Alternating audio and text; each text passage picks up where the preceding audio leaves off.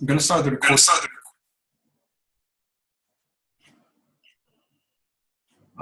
Okay, there are now 10 of you. Very good. So tonight we're going to have presentations again by 3 groups on public, international, and human rights law. We will, the first group to do the presentation will be that of ethical cleansing. And then we'll have a presentation by the Ancient Rome group, and then the GOWCH Law Group. And I then would like to give the floor to the Ethnical Cleansing Group to begin its presentation. I'm sorry, Manjo, we're still waiting on one of our group members to arrive. I thought she would have been on time. Okay. We were just doing a walkthrough with her, so she's here. Yeah, it's just only not like here. a minute away. Okay, we could wait for a minute. Oh, here she is. Yeah, there you go. You there? Thank you. Okay. Very good. Who's user 1? Can I have your name? So there's user 1 there. Hi, Manjo, it's Kate. Sorry, I don't know why it's come up like that. Okay, thank you, Kate. It's always nice to be able to put a name to a face. So there's face. Kate. Okay. Thank you, Kate. And then there's Ian. Okay, very good. Hey, Ian. So Adrian, is your group ready to present? Yes. I think everyone's here. Yeah, we're ready. Go ahead, Yes, please. we're ready. Excellent.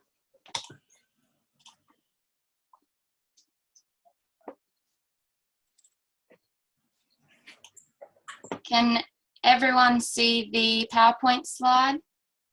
Just a reminder, I'd like to give each group 12 minutes to present, to make a presentation, and then we devote the rest of the, we'll devote 8 minutes for question and answer and for me to be able to give my comments. So I'm gonna keep an eye on the clock to make sure that all the 3 groups will have an equal amount of time to do their presentation, if that's all right. So if I try to interrupt you or remind you, it's not my wish to be rude, but to simply make sure that we're following the allocated time. Okay, we begin now. Katrina, you're hot micing. Yeah. Thank you, Adrian. Good evening, Manjo and fellow colleagues. We are the group Ethnical Cleansing, and tonight we are going to discuss the obligation of the state of Myanmar to protect and respect human rights. If you were to search the internet for information about the events in Myanmar, you will find a great deal of rhetoric, either empathetically or as a challenge of Myanmar's Rohingya problem. The accounts of the events that are written in those articles are by officials of Myanmar, citizens of Myanmar, Rohingya organisations, human rights groups, or journalists, who have essentially attached their own labels to the situation. There has been a number of attempts to explain the situation in Myanmar, which has been drowned out by emotive outbursts and media-friendly soundbites.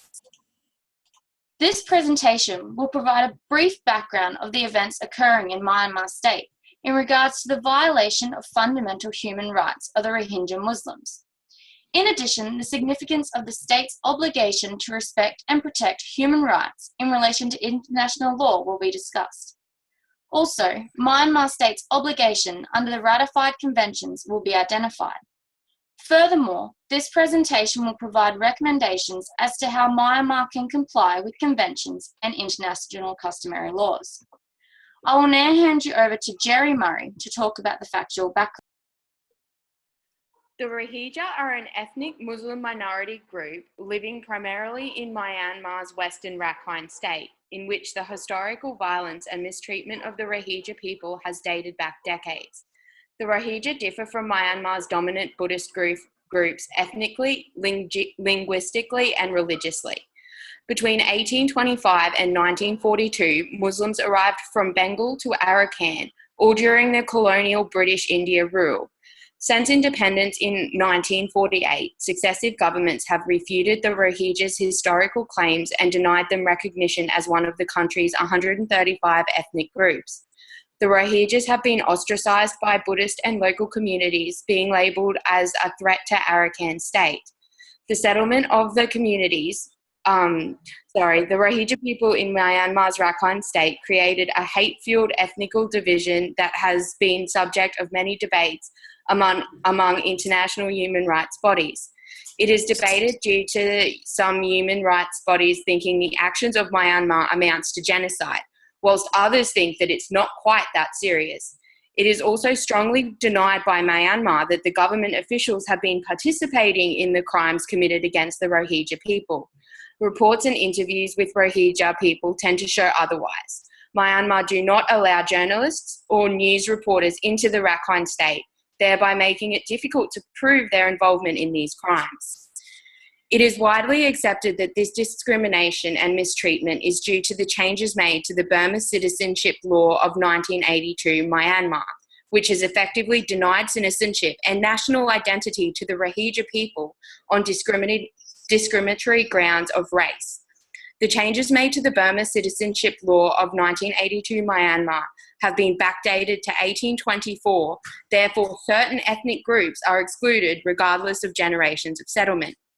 As a byproduct of being excluded by the Burma Citizenship Law of 1982 Myanmar, the Rohingya families have been labelled as illegal immigrants and are being recognised as part of a made-up ethnicity. They are no longer directly protected or recognised by the Constitution of the Republic of the Union of Myanmar 2008 as one of their 135 ethnic groups. This action has been a catalyst to systematic human rights violations, as this action renders the Rohingya people stateless and stripped of all fundamental human rights under Myanmar's constitution.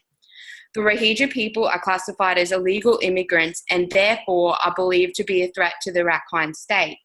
These attacks and human rights violations have occurred away from the examination of the United Nations Human Rights Council. The systematic and coordinated attacks on the rights and liberties of the Rohingya people have displaced more than 140,000 without aid or assistance, according to a report from the Department of State Diplomacy in Action Atrocities Prevention Report on March 17, 2016, on page 6 of the second paragraph, and killed nearly 1,000 people through various forms of persecution. Furthermore, isolated incidents of violence are still occurring today, even after the Myanmar state promised to secure the safety of all residents of the state.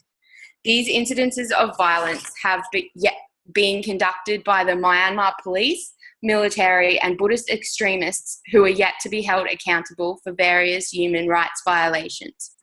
Executive Director Brad Adams of the Asia Division of Human Rights Watch stated in a letter to President Thein Sein that Human Rights Watch research has led us to conclude that the state actions rose to the level of crimes against humanity and ethnic cleansing designed to drive the Rohingya population out of Sittwe and other urban areas of Arakan State.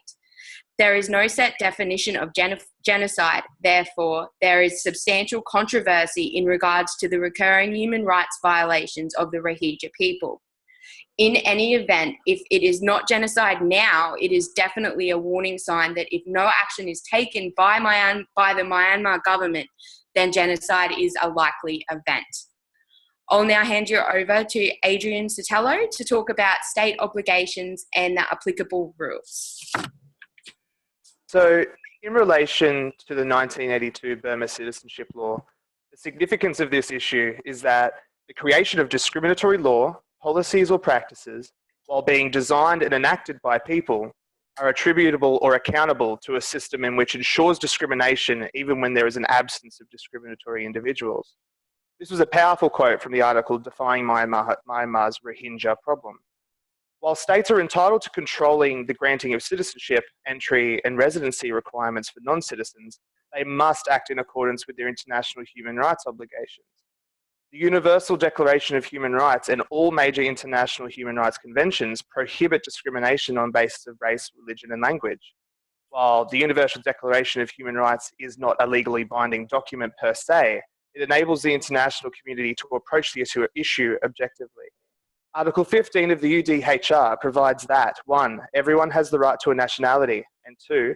No one shall be arbitrarily deprived of his nationality nor denied the right to change his nationality. The actions of the Myanmar government is unlawful. As a member of the United Nations, Myanmar is legally obliged to promote universal respect for and observance of human rights and fundamental freedoms, for all without distinction as to race, sex, language, or religion, as declared in Articles 55 and 56 of the United Nations Charter. The significance of the United Nations Charter and the Universal Declaration of Human Rights is to the Rohingya, is that the powerful language used and accepted in the international community in these documents is echoed in two ratified documents: the Convention on the Rights of a Child and the Convention on the Elimination of All Forms of Discrimination Against Women. Myanmar has ratified both of these documents, making their provisions binding on the state. According to Amnesty International, in relation to the breaches occurring regardless of the conventions, it is a violation to be deprived of one's rights because of a characteristic that is one that cannot change, such as one's race, ethnicity, or origin, or because of a characteristic that is so central to one's being that one should not be forced to change it, such as religion. Myanmar is breaching the Convention on the Rights of a Child, where in Article 7 it provides for children, and in particular where a child would otherwise be stateless. In the 1995, the Myanmar authorities issued some of the Rohingya people with temporary registration cards, TRCs, which fails to mention that the bearer's place of birth and explicitly states that it cannot be used to claim citizenship. Such documentation therefore precludes Rohingyas and their children from gathering any official evidence of birth in Myanmar and perpetuates statelessness. In Article 2 of the Convention, it states, in D, to refrain from engaging in any act or practice of discrimination against women, and to ensure the public authorities and institutions shall act in conformity with this obligation, and F, Article 2, to take all appropriate measures, including legislation, to modify or abolish existing laws, regulations, customs, and practices which constitute discrimination against women. Via a submission to the Committee on the Elimination of Discrimination Against Women, for the examination of the combined second and third periodic state party reports, it is observed that women are currently held in camps, restricted of movement, and even restricted to having children or marrying unless given permission from the government. Women are extremely vulnerable to rape and sex trafficking, and also exacerbated by the lack of status in the country, legal status in the country. So bringing that back to the 1982 Burma Citizenship Law and its significance to the issue, the exacerbated status of the Rohingya caused by the citizenship law is directly affected by the state's obligations to ratified treaties. I will now hand the next section over to Katrina Hicks. Katrina, you've only got 2 minutes, if that's all right.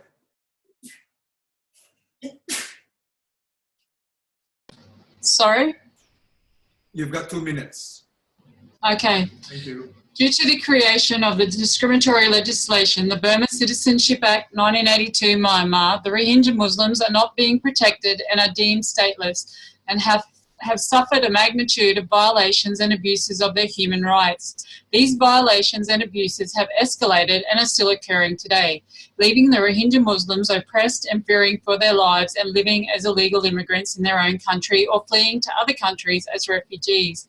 As previously stated, Myanmar owes an obligation under international law to protect and respect the Rohingya Muslims from violations to their human rights.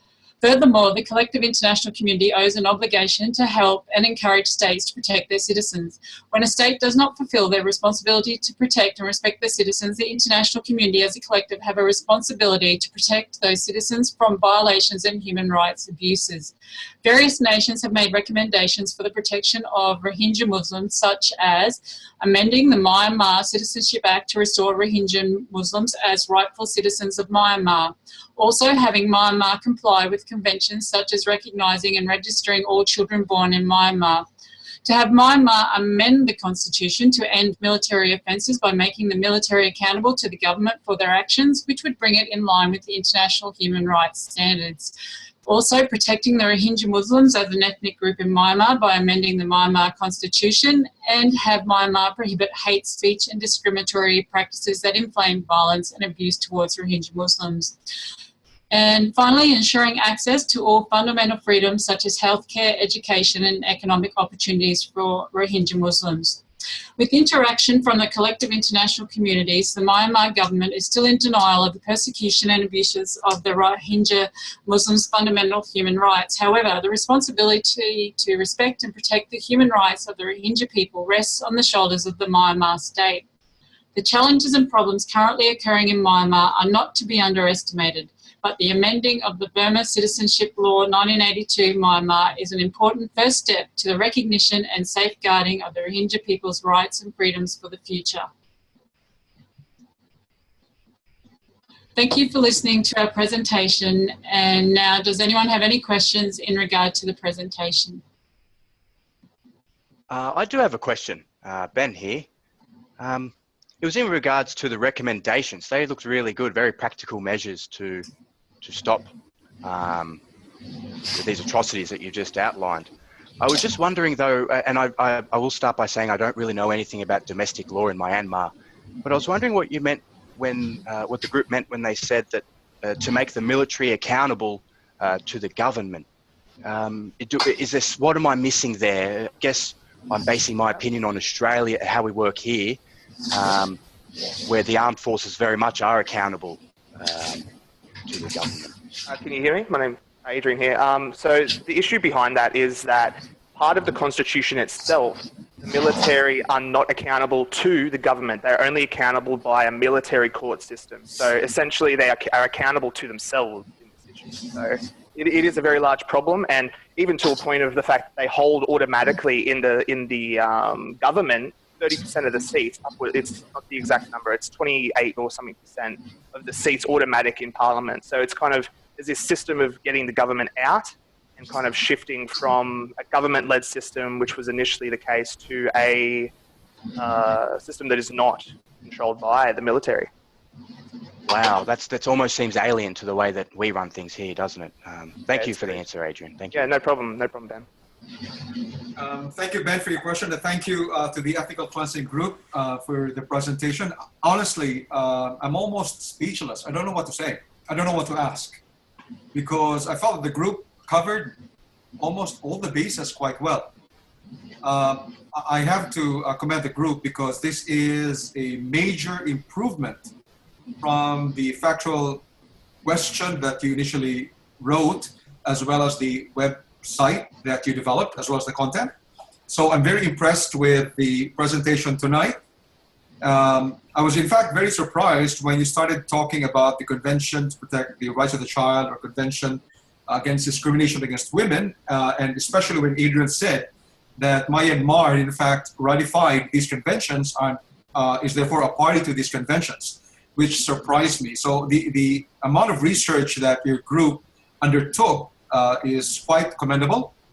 And I'm also very impressed with the use of PowerPoint slides, and especially really the content, which I found and I felt was really quite comprehensive. In fact, I'm very happy about the acknowledgement by your group, which means that you took on board my questions before. When you acknowledge that the Universal Declaration on the Declaration on Rights is in fact a non-binding instrument of international law, and yet you address that. So on those points, this group did a very, very good job, and I'm very, very impressed. So well done. Now I'm beginning to think, what kind of questions could I ask? Because initially, I think that you covered all the bases, but I should be asking some questions though. The main problem I saw with the presentation was the use of the broad term human rights violations. And my query in relation to that broad statement is, what human rights violations are we talking of? And so can you just clarify that? When you speak of human rights violations, what human rights are we talking of? Does anyone want to answer that other than me this time? Or I'm happy to. Guys. No, you go ahead. Okay.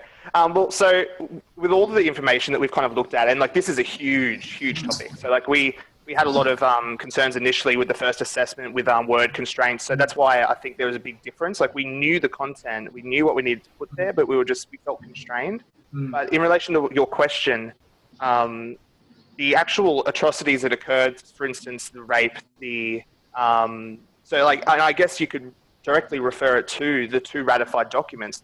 Both of those provisions and both of the contents of those and what is being breached currently in the world right now, which is, denials of citizenship, denials of, creating stateless children, restriction to movement, the camps, the conditions in the camps.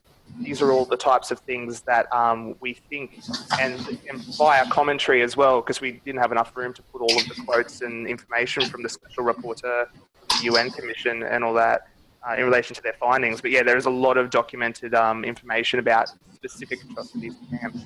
But Adrian, what specific human rights are in fact violated? Human rights that are guaranteed by international conventions, which Myanmar is a party.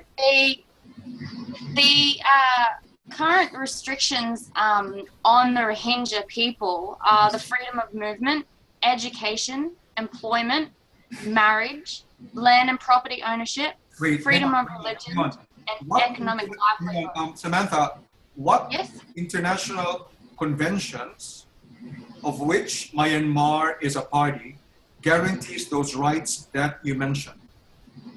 Myanmar are a party to the International Covenant of Economic, Social and Cultural Rights, Is it? which is in accordance with the United Nations Charter. They're a signatory to that covenant. Signatory, if it is a signatory, it's not necessarily a party. Has it ratified?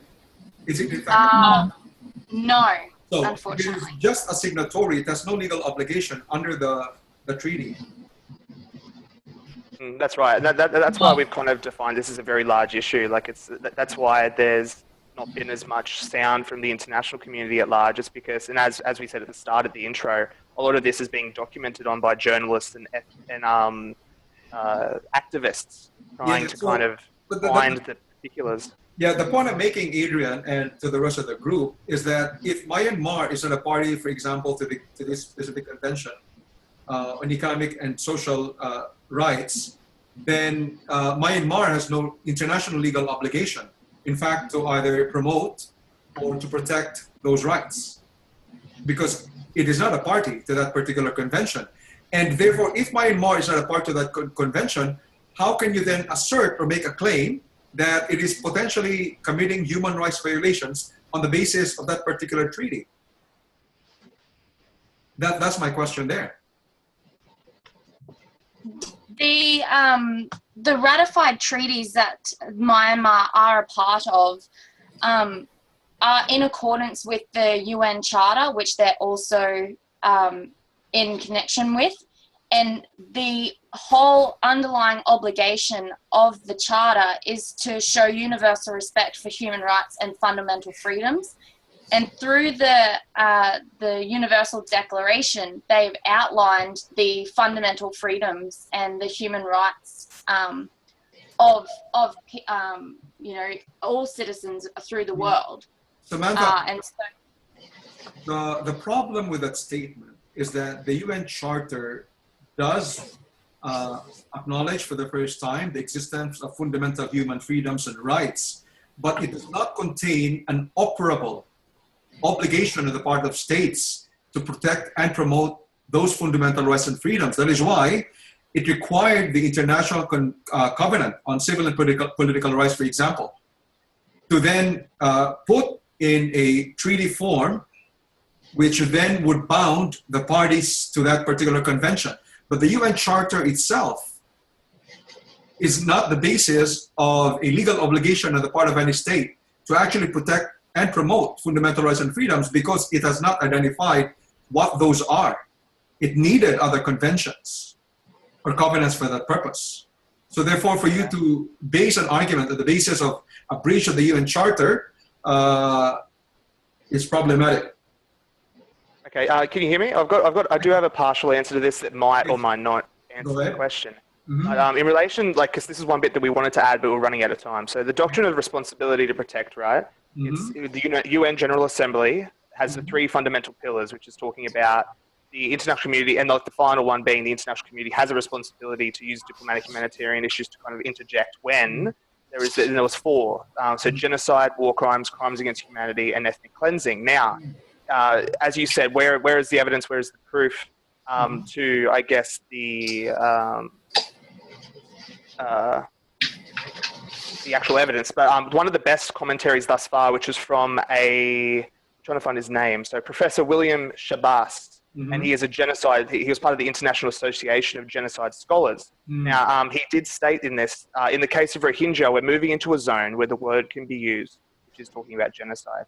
When you see measures preventing births, trying to deny identity of people, hoping to see that they really are eventually no longer exist, or deny their history, denying their legitimacy, these are all warning signs that mean it is not frivolous to envisage the use of the term genocide. Now, this is kind of where it's leaning towards. It's leaning towards tipping over that edge and being able to be called genocide, which is that next step in that act. And that would be when, and something that they have, part of the UN General Assembly, that when the international community will be able to interject if they can prove that. And that's what's trying to be done. Sorry. I'm not going to provide any further comment to what you just said, mainly because I'm aware that we're kind of running out of time.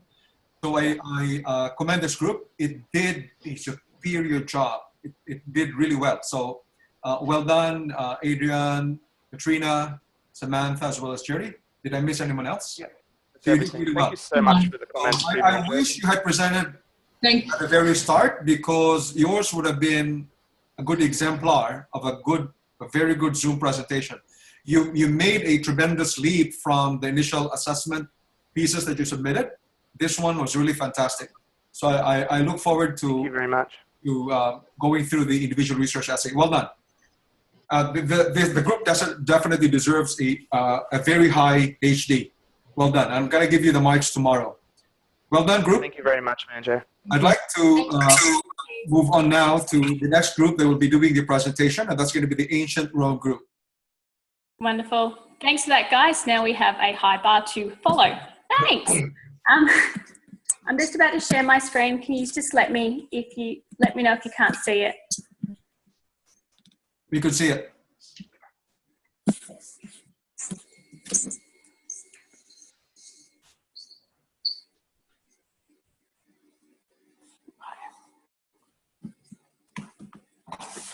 Everyone in Ancient Rome, are you ready? Yes. Yep.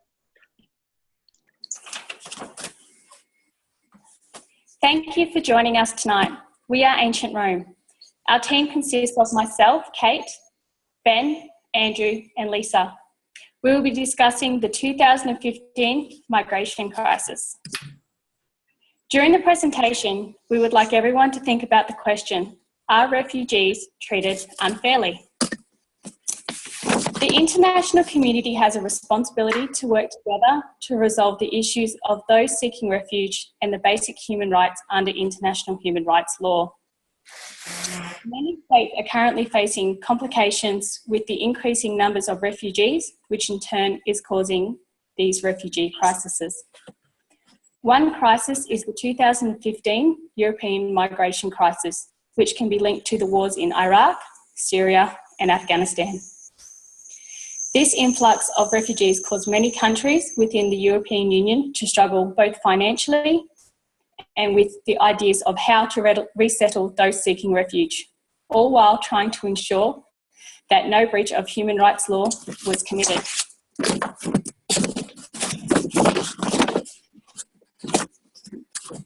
These refugee crises have put major strain on those states who are opening their borders and welcoming the displaced individuals, which in turn is causing many refugees to be turned away.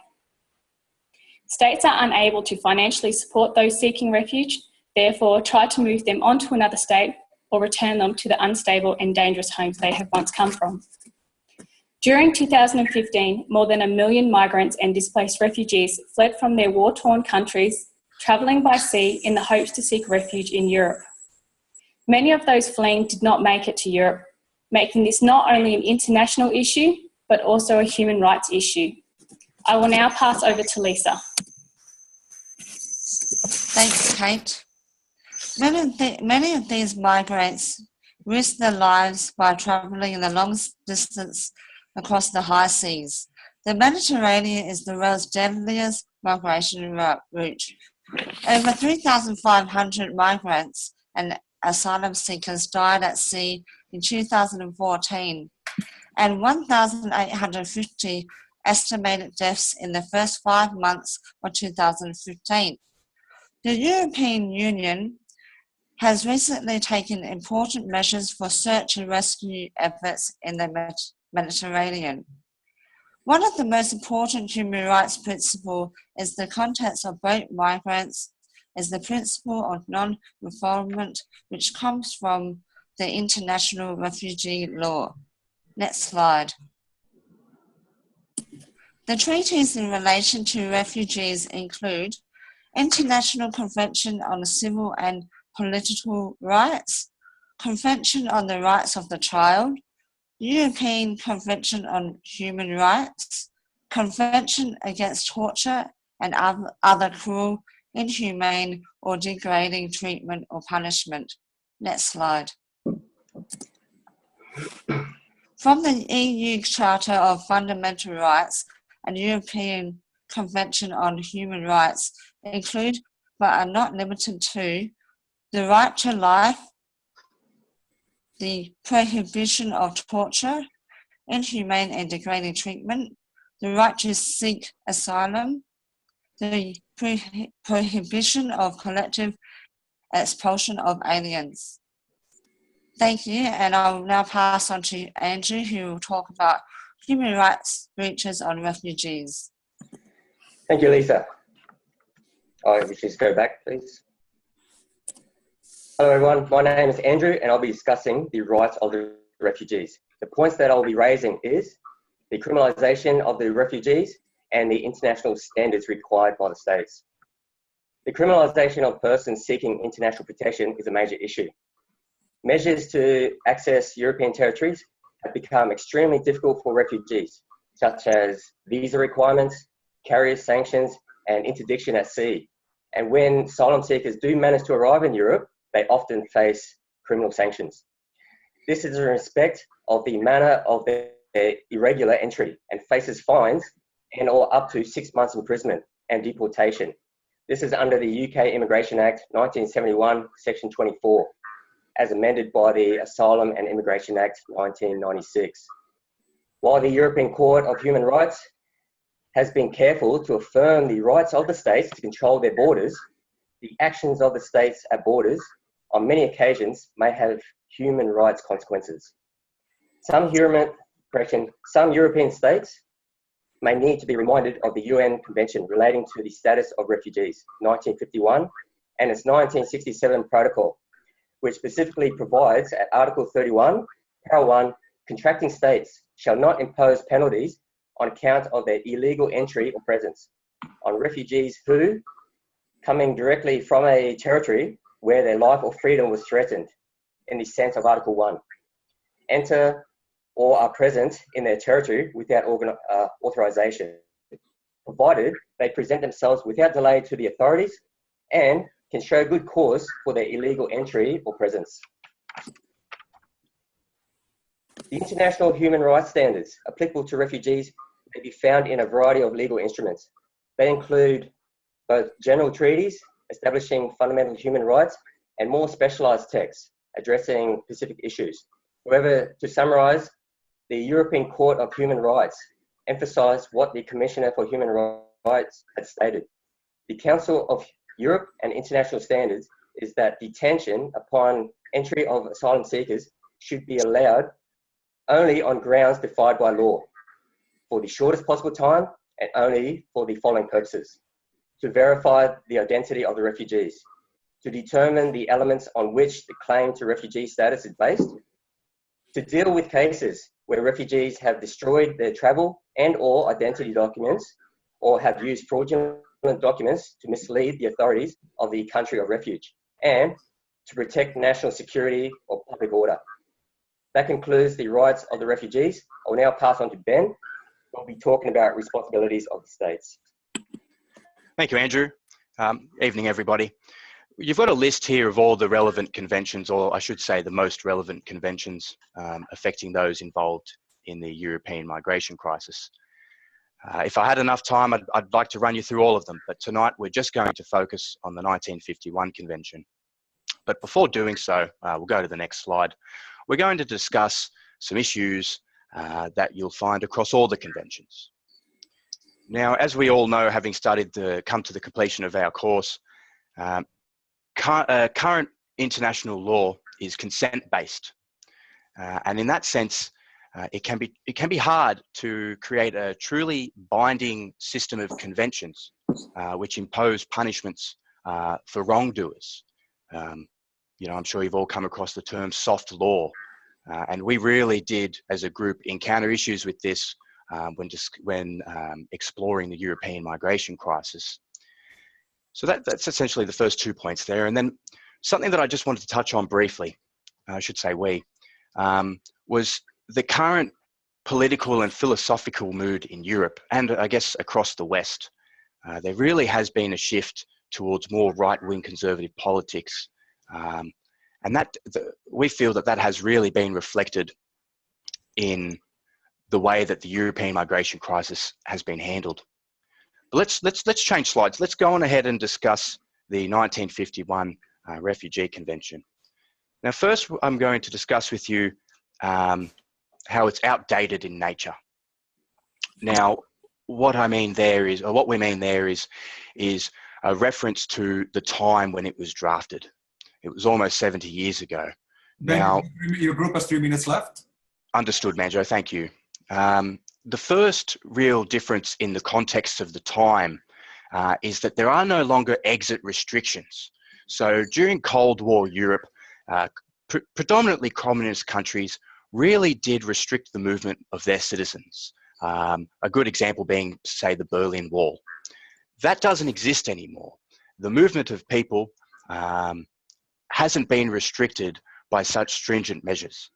And then other notions of how the Refugee Convention is outdated is that in a modern context, migrants are coming from different countries and regions. So there's an even higher, pardon me, an even greater social and cultural difference to the nations where these migrants are seeking asylum to what there may have been in the 50s. And also in relation to the convention being outdated, is that there is less of an advantage in the modern world to accepting asylum seekers. Now, I'm not contradicting that there is a moral obligation or a moral advantage to helping those in need. But in the 50s, war-torn Europe was devastated, and the need for cheap labour was very much there. And further on, there was also this need for Cold War defectors. And these are issues that just aren't present in today. So let's go ahead and change slides. Now we'll talk about the convention and some flaws that it has. The definition of refugee is flawed. I believe it was flawed at the time, in 1951 as well. It creates no obligation for a state to recognise a refugee prior to them seeking asylum. So this really does affect the movement of refugees across regions and whether or not it's to be defined as a regional issue or a state-only issue. Furthermore, the Refugee Convention does not create a mechanism for burden sharing. So economic, social, political burdens are being felt in regions or being felt in individual states. And we really feel that was a missing link there in the convention. I've also mentioned soft law there. I'll skip ahead. Let's go on to the next slide. Ben, I really want to touch on this because... Ben, just 1 minute to go. Understood. I want to focus now on what the convention does well, because to say that it doesn't do anything is to miss the point. If nothing else, this convention and the others, they create a dialogue and they establish standards relating to human rights. Anyone can observe what can be expected for a human, what is an inalienable right. And while this soft law, while it's not binding or persuasive like domestic legislation, it does still affect the behaviour of states. It still is setting a bar, an international standard for the way to treat your citizens. And I don't think that can be underestimated. And one final point there is that just like the common law, public and international and human rights law is developing slowly. And rather than the common law, it's so old, this is really a relatively new area of law. And to expect things to change quickly might be to be asking for too much. it can be too easy sometimes to say that nothing is done right and we should have this system or that system. But I think focusing on these positives will help build looking ahead. Let's go to the next slide and let's end this presentation the way we started. Ben, sorry, I need to stop you there because okay. Yeah, you're going beyond. No, that's fine. That were the last 4 words. Are refugees treated unfairly? Thank you, everyone. Thank you, Manjo. Okay.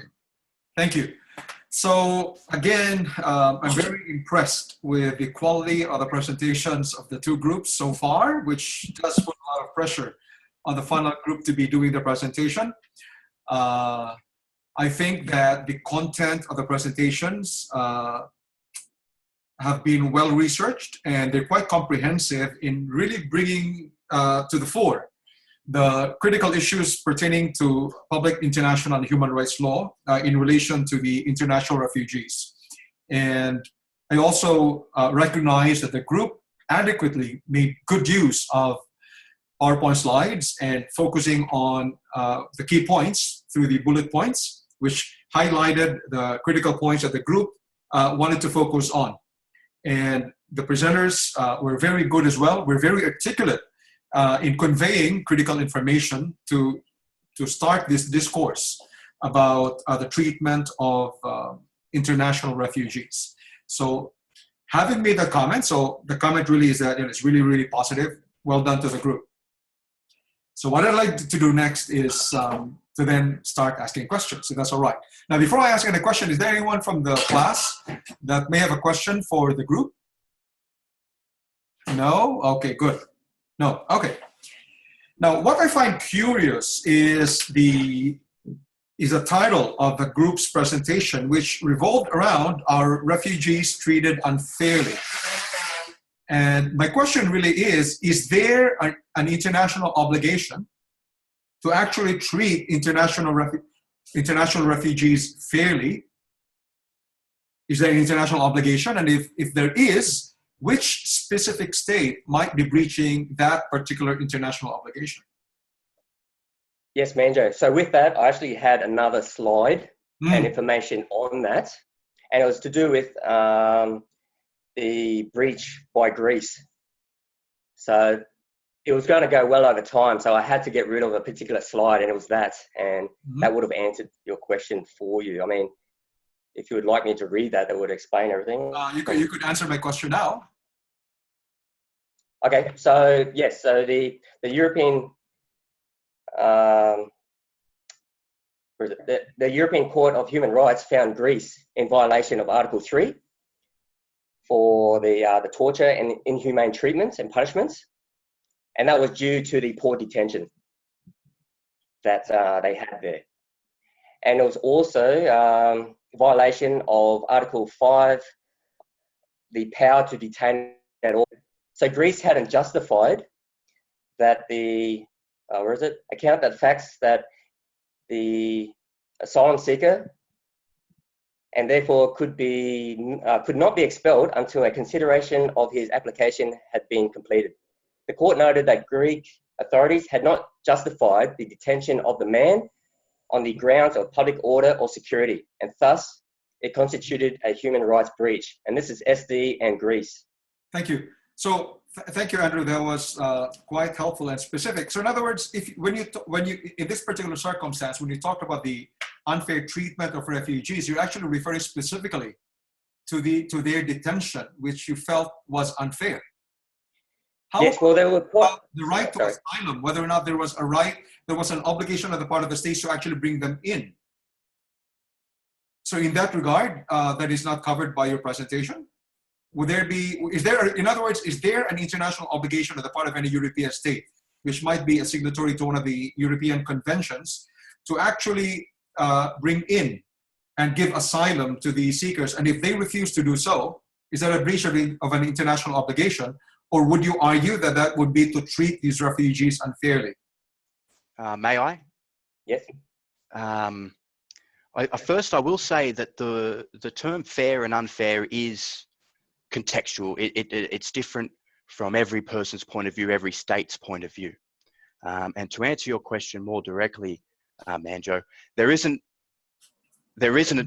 not an obligation take these people in the sense where if you look at the EU and Turkey deal, they've instigated a system whereby asylum seekers, these migrants, are being rehomed in safe third countries is the term that they're using.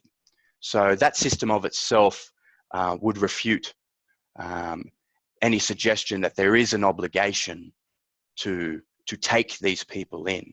I think what we really wanted to incite by starting and ending with the question, are they being treated unfairly, is to get people thinking, get people engaged on what they feel is fair, and feel as though what is it that Australia, what is it that these other nations as well owe to these people, owe to these fellow human beings, to really tap in to that more basic conversation of fundamental human rights.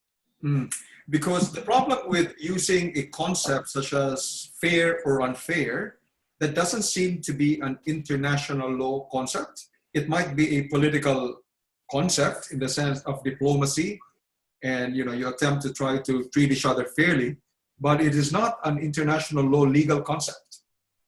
No, Sorry. so it falls. Oh, sorry. Yeah. Sorry, I was just going to add, so under the Universal Declaration of Human Rights is the right of human life, which is Article 3, which is recognised regardless of the person's nationality or legal status.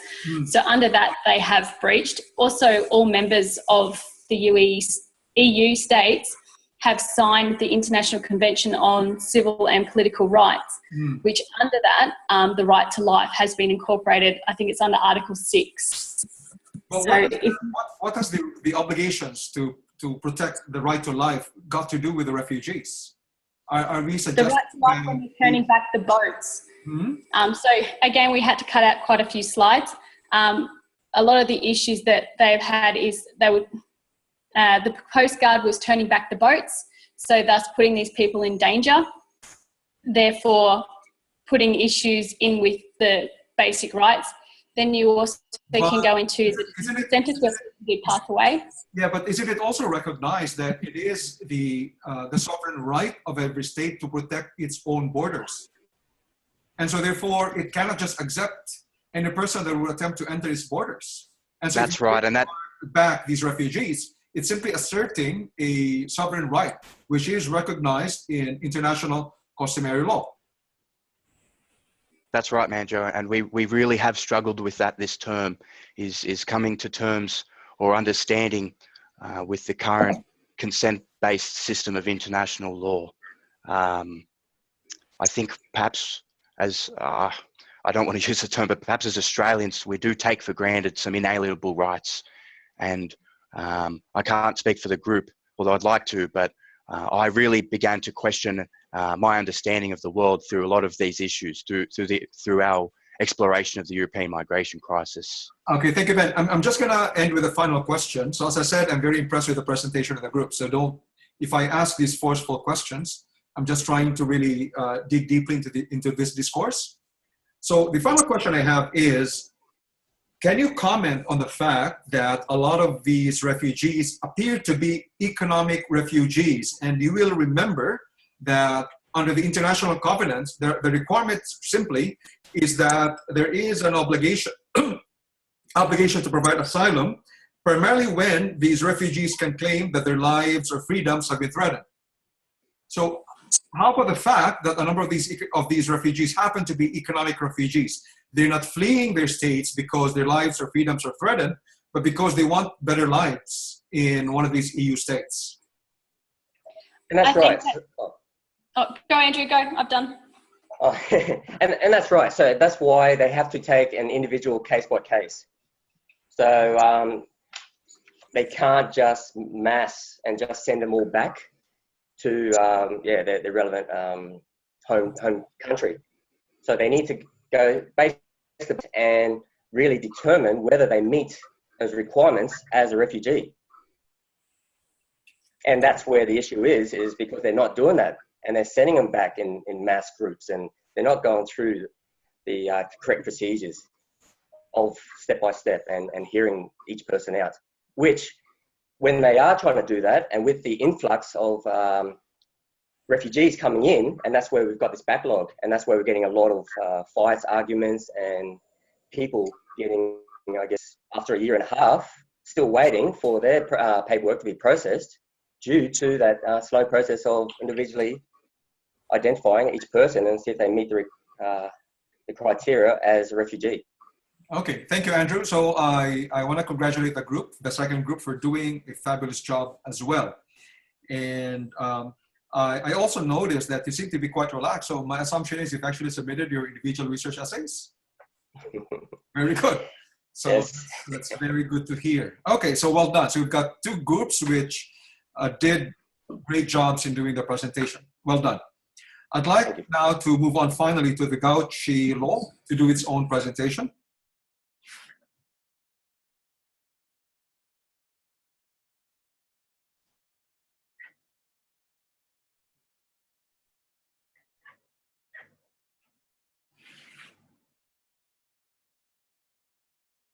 Hello. Hello, Manjo. Hello, everyone. I'm Megan. Together with the other members of GOWCH Law, Simon, Yomi, and Ian, we welcome you to a discussion regarding forced labour.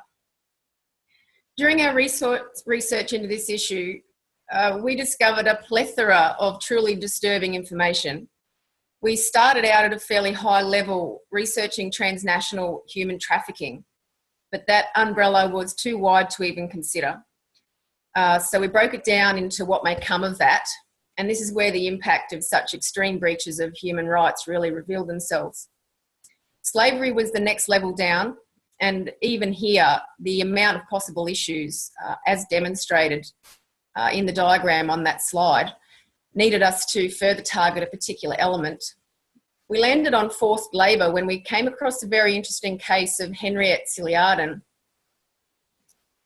The forced labour statistics are alarming, including the amount of people who suffer from the exploitation of their human rights, the amount of people who are willingly the orchestrators of such inhumane treatment, and of course the member states who obligate themselves to proactive and reactive control mechanisms through international treaties, but do not deliver. Our team member Simon is currently in Tokyo, but so wanted to participate that we have something a little different for you. Simon will take you through background information regarding the subject overall and information regarding our feature case of Henriette. Yomi will then discuss the international law perspective of forced labour as related to Henriette. And Ian will further delve into the relevant international law rules and principles. Over to Simon. Hello everybody, I apologise I can't be there with you today, but I'd like to cover the background of slavery with you. It's often considered to be a practice belonging to the distant past. However, depending on which source you refer to, there's about 20.9 to 45.8 million slaves in the world today, and it generates around $150 billion annually. And despite there being numerous protocols mentioned and generally being regarded as a peremptory norm, it continues to be a problem.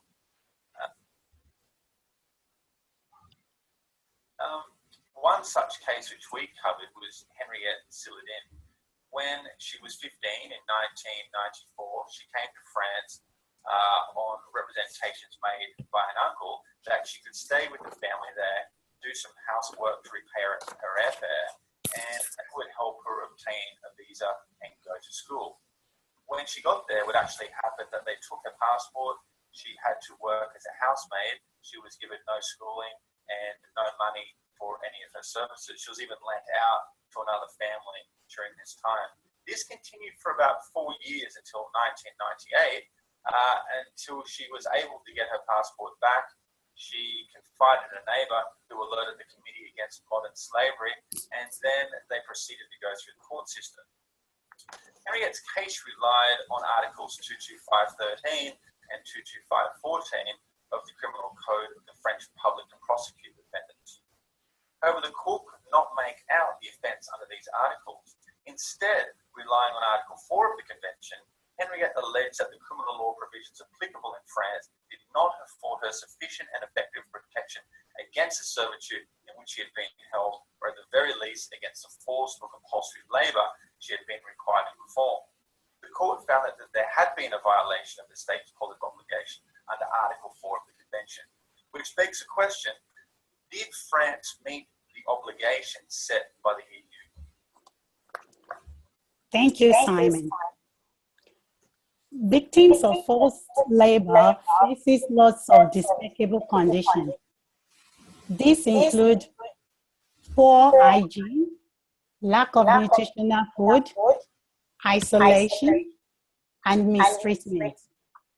All these conditions most times resulted into serious physical and mental problems, such as hallucinations, due to trauma suffered by victims.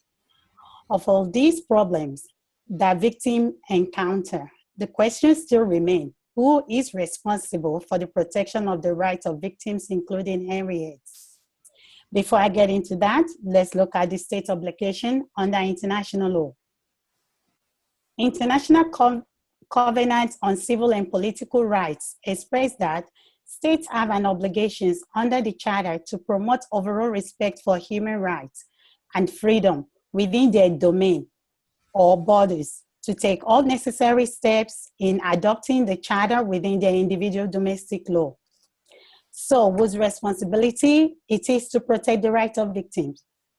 All member states that agreed to the protocol are responsible for the protection of individual rights within their domain. Now let's look at how it relates to Henriette and France.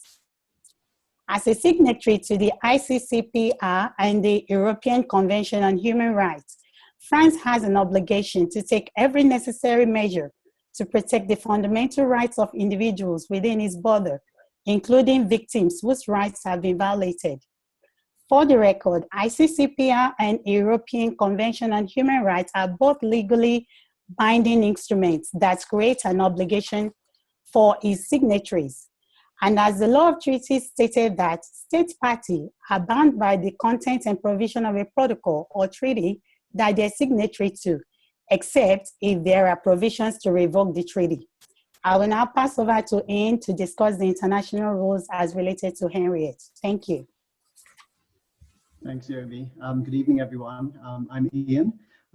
There are many treaties referring to human trafficking and forced labour, and it would take way more than the whole 12 minutes to even just read out the treaty names.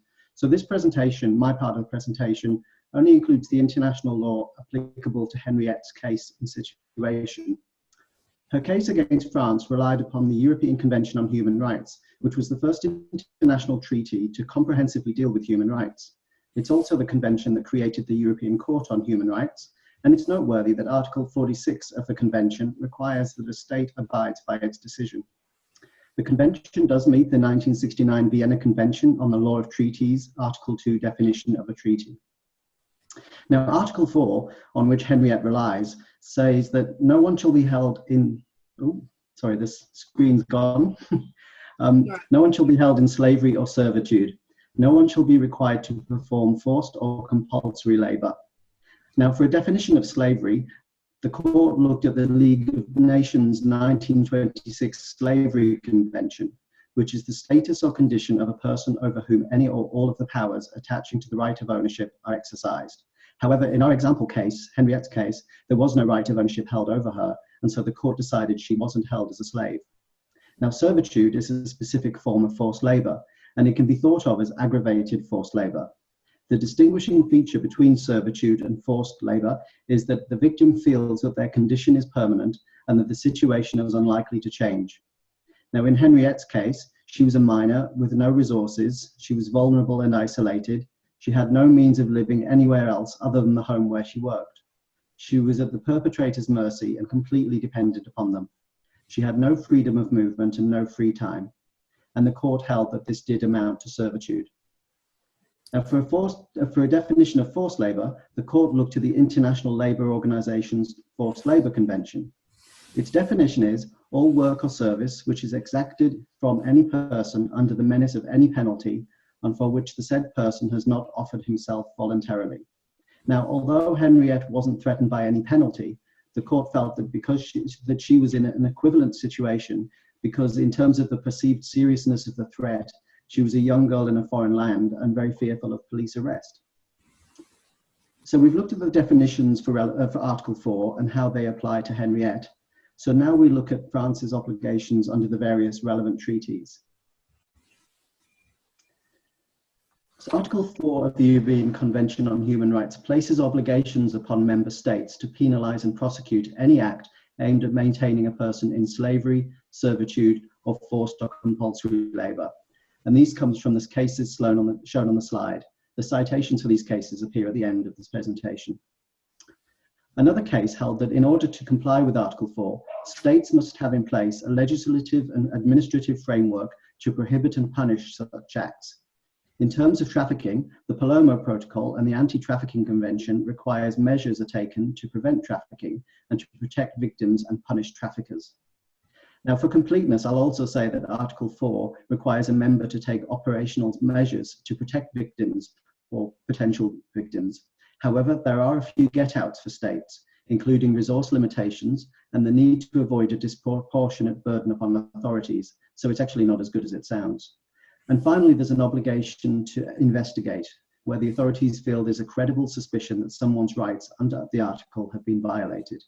Now, for France, and for presently relevant purposes, these obligations meant that the French government had to update their criminal code. Now, all these obligations that I've talked about so far are just from the European Convention on Human Rights. France also had obligations from other treaties, and you can see those treaties there. Obviously, there's way too many to talk about in any great detail, and there is actually a lot more. I think there's about another 10 treaties that I found that sort of overlapped on the issues that we're talking about.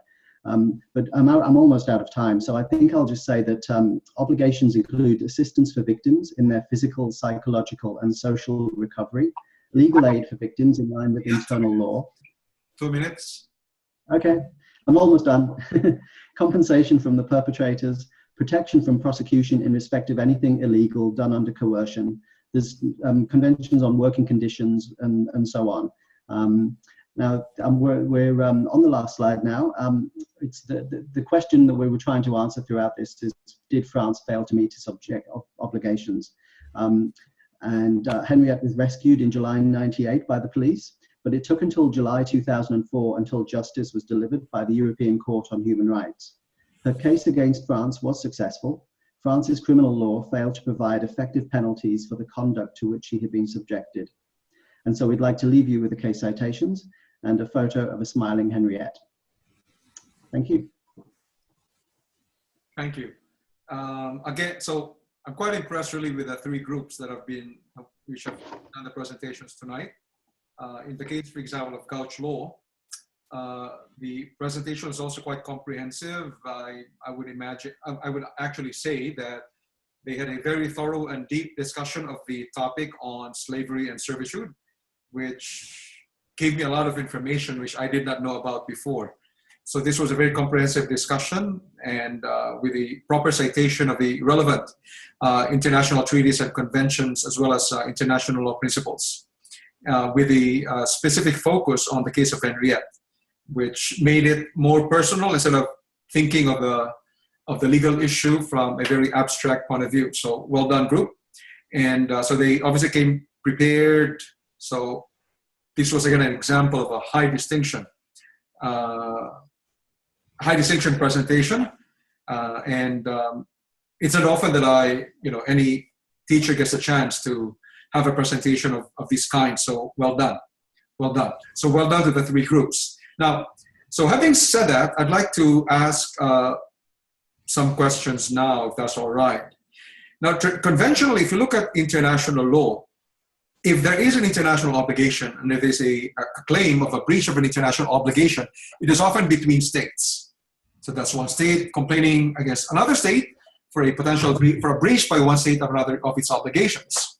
When you look at human rights, particularly in relation to the presentation by the group of Adrian on human rights violations, this was an instance of a state perhaps violating its international obligations by violating the human rights of the Rohingya people. The difference, though, in relation to servitude and slavery is that I don't think there's a claim that a state is committing slavery or servitude. And oftentimes, it is individuals that perpetrate acts of slavery or forced or servitude or forced labor. So the question I'd like to ask is that given the fact that it is often not states, but individuals within a state that may be committing potential breaches of international laws against forced labor or slavery, in what sense can you argue or talk about or discuss further an international state's obligations to promote or protect or prohibit forced labor? Can you just illustrate? I'm happy to answer that, team. I mean, the convention that we talked about, Article 4, it does place an obligation on France to have in measures. They have to basically take operational measures to protect victims. They have to have in place legislative frameworks to prohibit and punish such acts. So there's a very clear obligation that France has signed up to. It was the European Convention on Human Rights is a requirement of joining the Council of Europe. All members have to sign it. So they all have this obligation to put in place legislation that outlaws such activities. And basically what the court found is that France's laws were just too weak. They prohibited, I think, I'm just looking through my notes, they prohibited, what was it? Sorry, crunch. They prohibited, it was very weak, the legislation. It was illegal to, where is it? It was, they couldn't, that was it. It's an offense under French Penal Code to exploit an individual's labor and to submit them to inadequate living standards and working conditions. But it didn't actually appear anywhere in the French Criminal Code that slavery and servitude were offenses. And effectively, that's why the French government fell down, and the European Court found that because of they were failing to meet their obligations under the convention to put in place such stronger measures. Thank you, Ian. Thank you. Very, very good. Now, the question I have here relates to the questions of minimum standards or thresholds. Okay, because it would appear to me that it then goes before the European Court of Human Rights, for example, to make a determination whether the domestic laws of a country meet certain thresholds. And I wonder if you can comment on that. To what extent you might say that the European Court might be overreaching in the form of its exercise of powers to an extent that it may be considered a derogation of the sovereignty of a state, because to a great extent, it's almost like the European Court of Human Rights imposing certain standards upon a state without that specific state actually undertaking that specific legal obligation in international law. I mean, I think it's personally, I don't see the difficulty in the sense that the convention makes it very clear that slavery, servitude, forced labor is prohibited. You know, it's very, very clear. They use those words. And then the Article 4 imposes an obligation to put legislative measures in to prohibit and punish such acts. And the nearest that the French Penal Code got to was working conditions and not exploiting an individual.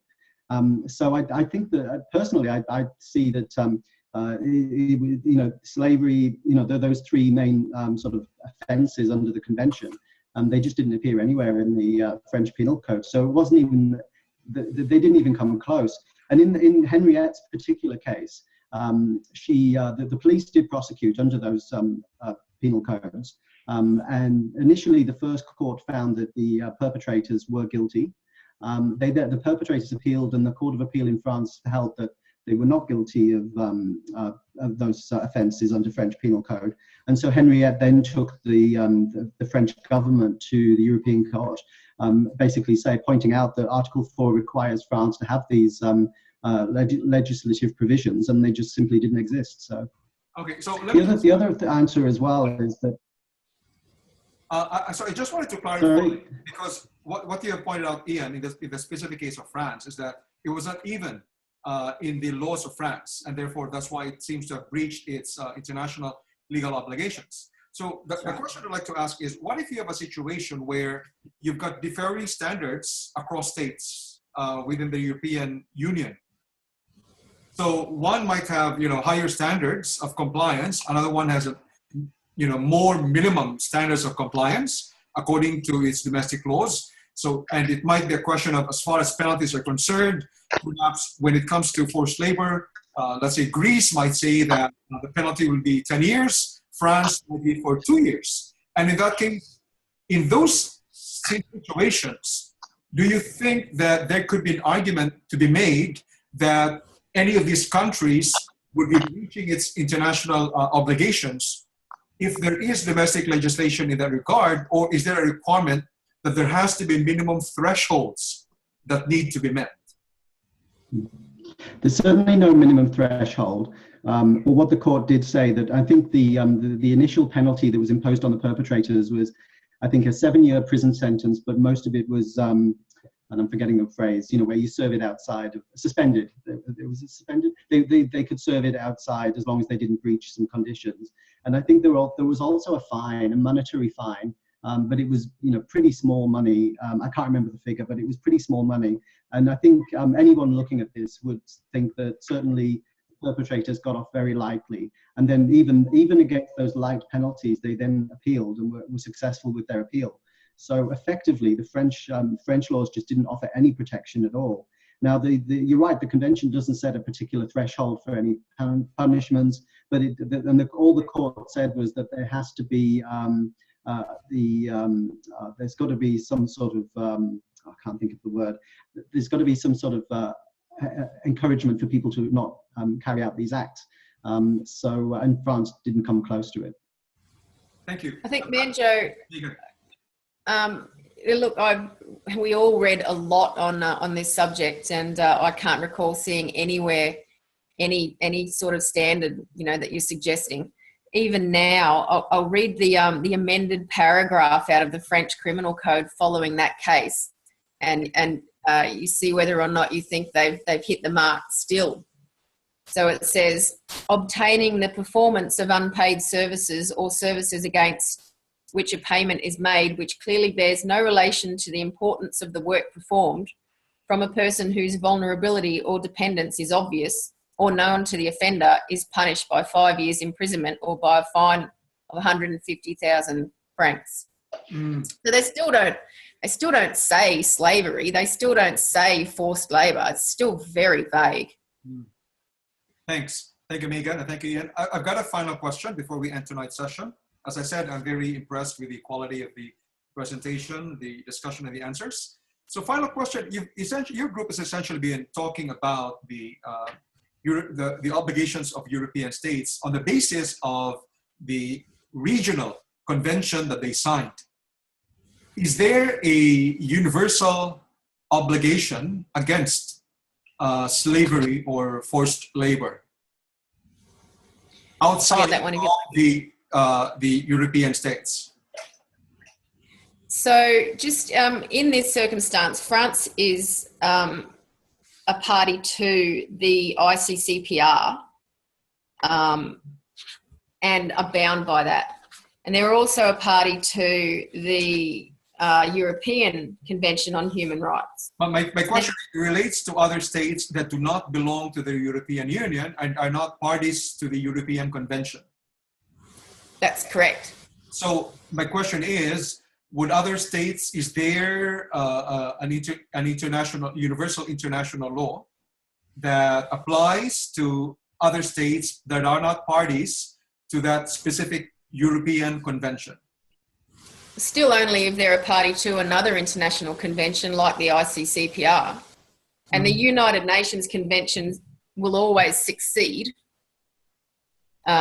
If somebody signed up to them in the first place, they don't just kind of get out of it if they're signed up to a European one. So Megan, if you're making the argument that the other states may be bound on the basis of the ICCPR for potentially for violations of the for certain laws pertaining to slavery and forced labor, why was it necessary in the first place to come up with a European Convention pertaining to forced labor if there was the ICCPR, of which most states are parties anyway? So what's the You know, difference? Manjo, I look at that. It occurred to me very simply why it's like that. I sort of liken it to with our acts and regulations. Mm-hmm. So the act is the overarching thing, and the regulations are more about how people manage it. So that's, you know, the European Council, that's what they're doing. They're still saying in that convention in particular, and quite directly, that they are still under the United Nations Convention. But here's more information for the European states to manage their obligations to the ICCPR. Okay, thank There's you. actually one particularly very interesting document that I read that explains that very well. Can I just offer Ian, go Can ahead. I'll just add one more. I mean, there is also the peremptory norms, which slavery is often given as an example of a peremptory norm. And there's the whole, you know, the customary law thing that applies. But, you know, it's I think the European Convention is very direct and very specific. And conversations we've had during the work for these assessment pieces is we've all noticed that, you know, going back sort of coming up 100 years, there's been a lot of conventions, protocols, treaties, you know, you name it, they keep coming up with names for things.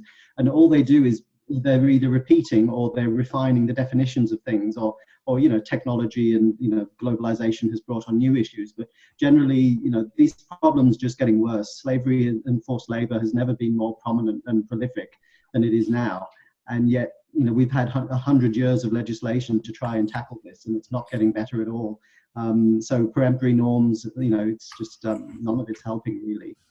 Very, very good answer. And I would agree with you, Ian, when you said that the European Convention on Human Rights actually provided more specific legal obligations on the part of the parties, of the state parties. Yeah. So, because if you just focus on the ICCPR, it's more limited. But there, you know, the legal obligations undertaken by states or parties to that convention are now broader and more specific. But more importantly, is really the creation of the European Union, the European Court of Human Rights, which then is a forum even for individuals to file suit against specific states, because you don't have that mechanism in international law traditionally. Meaning, if you're an individual and you feel like your rights have been violated, you can't go to the ICJ. But the European Court of Human Rights is a specific court, which, because of the European Convention on Human Rights, does provide a mechanism by which individuals, which traditionally are not subjects of international law, a right to file suit or a claim against a specific state. So that, I think, is also one of the major innovations and developments in international law. Okay, so I think this is a great way to end this course, this unit, with very excellent presentations from 3 groups. Well done.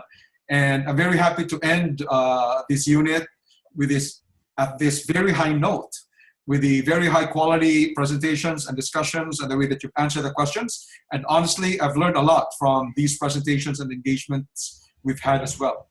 So thank you very much. I'm gonna give out the marks by tomorrow and start updating the individual marks over the weekend. So thank you everyone. And you've put in a lot of hard work, which really shows in the kind of presentations you did tonight. Good night, and I hope to see you again as my students in the future, in a different course, obviously, because you will certainly pass this course. Okay, thank you. Good night. Bye.